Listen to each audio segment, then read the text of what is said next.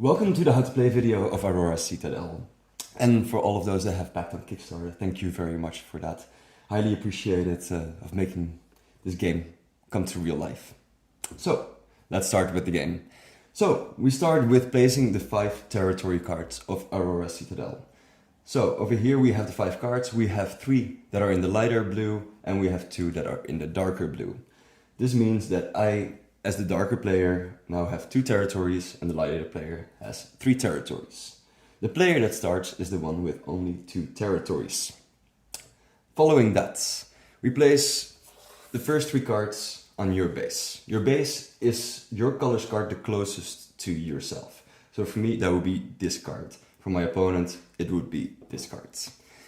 So you first place the number 1 Recon, the number 1 Lancer card, and last but not least, the number 1 Apex card. You place them on your base. And I will do the same for my opponent. Place the number 1 Recon, the number 1 Apex, and the number 1 Lancer card. Following that, we check the rest of the units that we have. So, for example, we have different units, which can be, for example, number 5 units, the Mauler, the Zenith, and the Titan. We also have number 3 cards, which is the Nebula, the Quasar, and the Eclipse. And last, we also have another set of Apex, Recon, and Lancer cards that are numbered number 2. So, at the start of the game, you pick 2 number 3 cards and 1 number 5 card. So, for example, in this example, I will grab the Zenith, and to complete that, I will grab the Quasar and the Nebula. The number 2 cards go back into your unit deck. The other cards, currently the Mauler, the Titan, and the Eclipse, will go out of play and will not be used this round. Outside of that, you also have your draw deck. So now we have created our unit deck. Outside of that, we also have our draw deck, which consists of the Flare, the Borealis card, the Graviton card.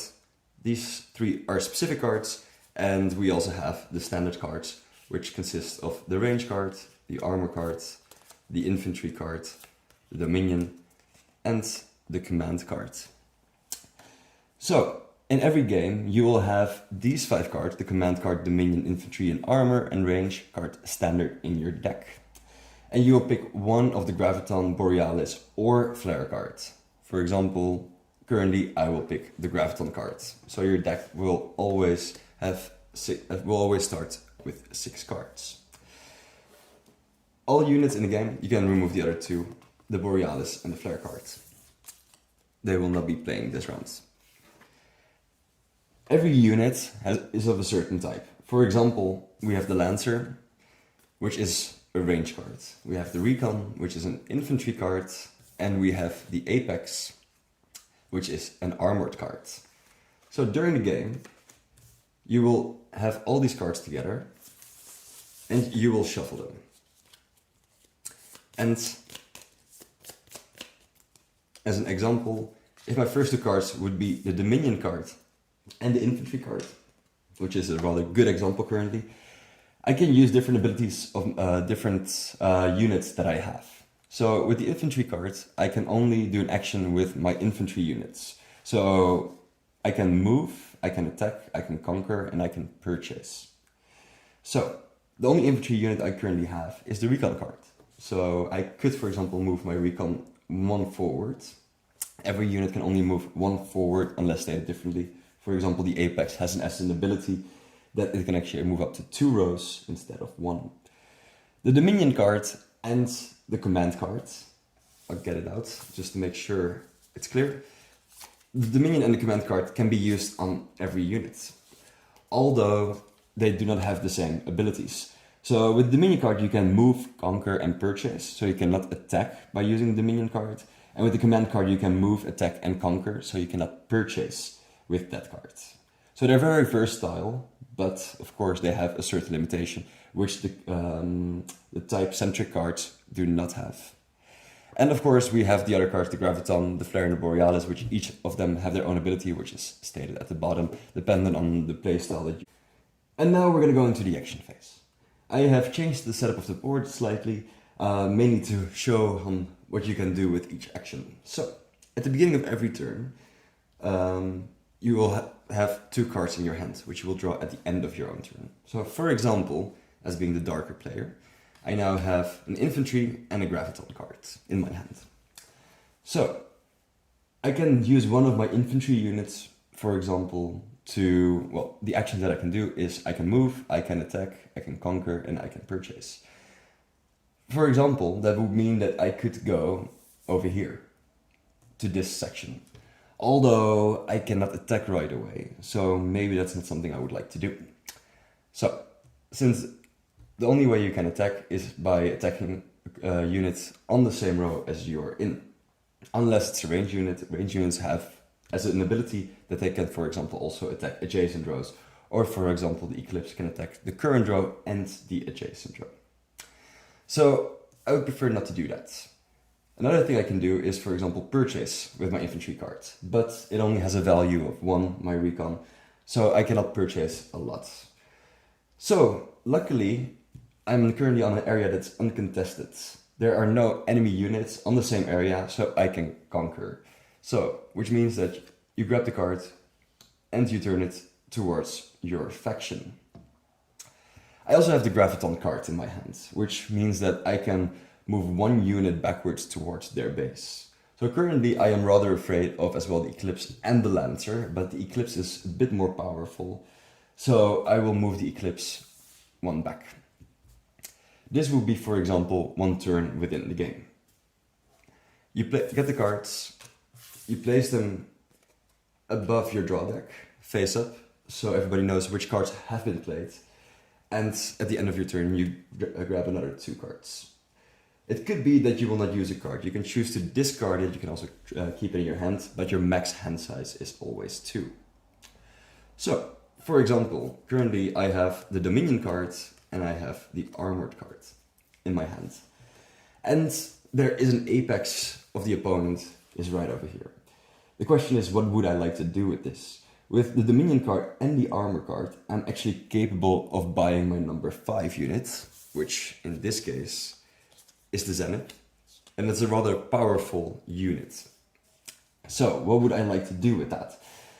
So, or I use it with my Kassar, which can attack twice as an ability, to try to destroy the apex. So, for example, if I would try something like that, if I would play the attack card with my Kassar, that means that currently I will attack the unit on the same row. So the Kassar will attack the apex. The Kassar has an attack of 5+, which means I have to roll a 5 or a 6. So, for example, if I roll that, I currently rolled a 1, which is not sufficient. Luckily, it has an ability that it can attack again, so I could give that another shot. And it's a 6. The unit then is destroyed and is removed from the game. This is how attacking works. But there's one aspect of attacking that is rather important. So, there is a bit of a rock, paper, scissors scenario within the game, which is that ranged units get a decreased dice roll, which is positive, against armored units. Armored units get a decreased dice roll against infantry units, and infantry units have a decreased dice roll against ranged units. So you increase the chances of destroying your opponent due to that. So if, for example, my Kassar would have been on the spot of the recon, it could attack the recon then with a 4+ instead of a 5+. And currently I also have over here the Lancer, which is actually a ranged unit. So that would also then, instead of having a 5+, it would have a 4+ to attack. So instead of throwing a 5 or a 6, you can throw a 4, a 5, or a 6. So currently, having these 2 cards in my hands, and I feel the heat of the apex. I owe a bit more. Instead of attacking the apex, I prefer to actually buy the Zenith, so I can defend my territory a bit better.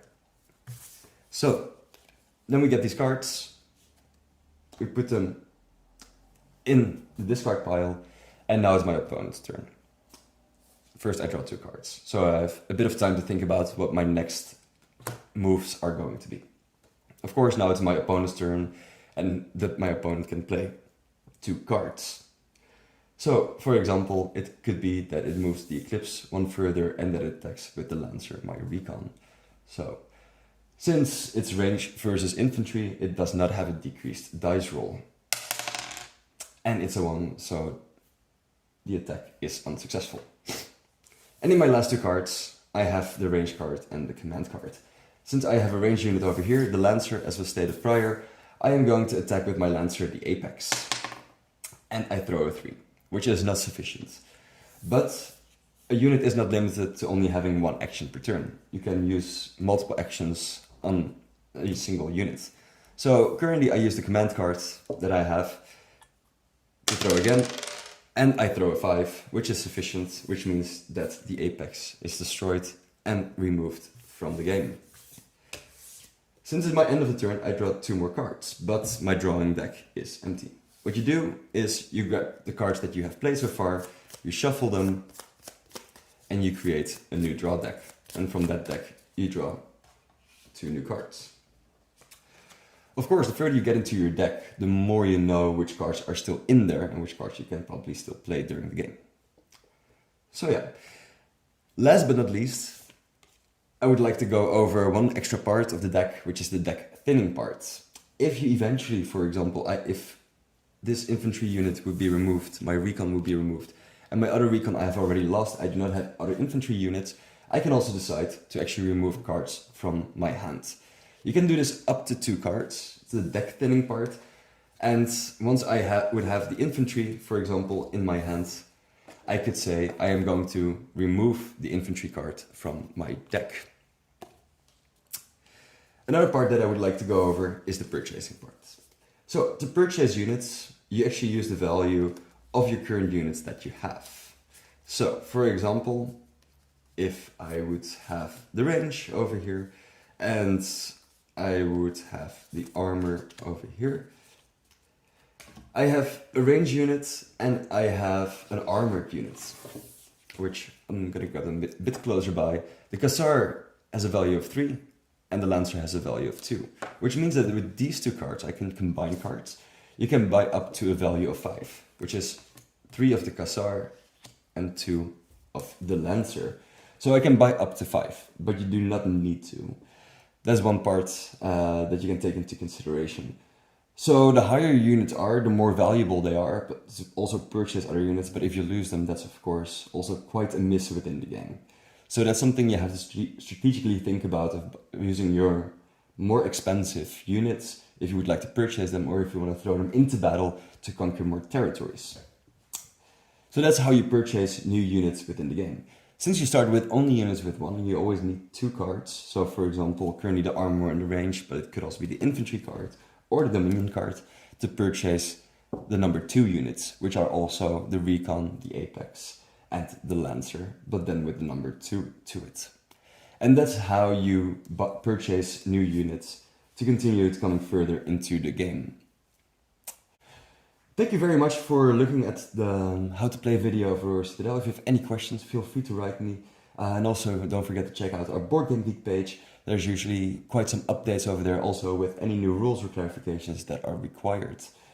So I hope you enjoy this game as much as I do, and I wish you a lot of galactic battles and a lot of strategy going around to defeat your opponents. So